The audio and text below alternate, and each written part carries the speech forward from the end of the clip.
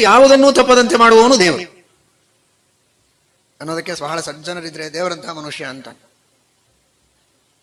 ದೇವರಲ್ಲ, ದೇವರಂಥ ಮನುಷ್ಯ ಅಂತ. ಅದರರ್ಥ ದೇವರು ಹೇಗೆ ನ್ಯಾಯವಾಗಿ ನಡೆದುಕೊಳ್ತಾನೋ ಹಾಗೆ ನ್ಯಾಯವಾಗಿ ನಡೀತಾನೆ ಅಂತ.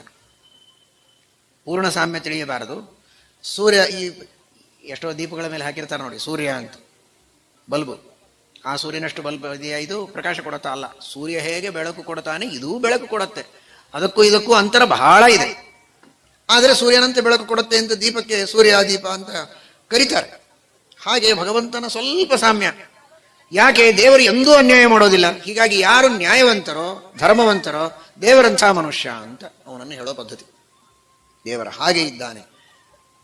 ಆ ರೀತಿ ಭಗವಂತ ಸರ್ವೋತ್ತಮನಾಗಿದ್ದು ಯಾವ ಭಯ ಇಲ್ಲದೆ ಇದ್ದರೂ, ಯಾವ ನಿಯಮ ಪರಿಪಾಲನೆ ಮಾಡುವ ಅವಶ್ಯಕತೆ ಇಲ್ಲದಿದ್ದರೂ ಎಲ್ಲಾ ನಿಯಮ ಪರಿಪಾಲನೆ ಮಾಡ್ತಾನೆ. ಅಂಥ ದೇವರು ನಮಗೂ ಒಂದಿಷ್ಟು ನಿಯಮಗಳನ್ನು ಚೆನ್ನಾಗಿ ಪರಿಪಾಲನೆ ಮಾಡುವ ಶಕ್ತಿ ಕೊಡಲಿ ಅಂತ ನಾವು ಬೇಡಿಕೊಳ್ಬೇಕು. ಇಂತಹ ಆ ಭಗವಂತ ಅಷ್ಟು ದಯಾ ಸಾಗರನಾದಂತಹ ಪರಮಾತ್ಮ ನಾವು ಇಷ್ಟೆಲ್ಲ ಪಾಪಗಳನ್ನು ಮಾಡಿದ್ದಕ್ಕೆ ಫಲ ಕೊಡ್ತಾನೆ ಅಂತ ಇಷ್ಟೊತ್ತು ಕೇಳಿದೆ.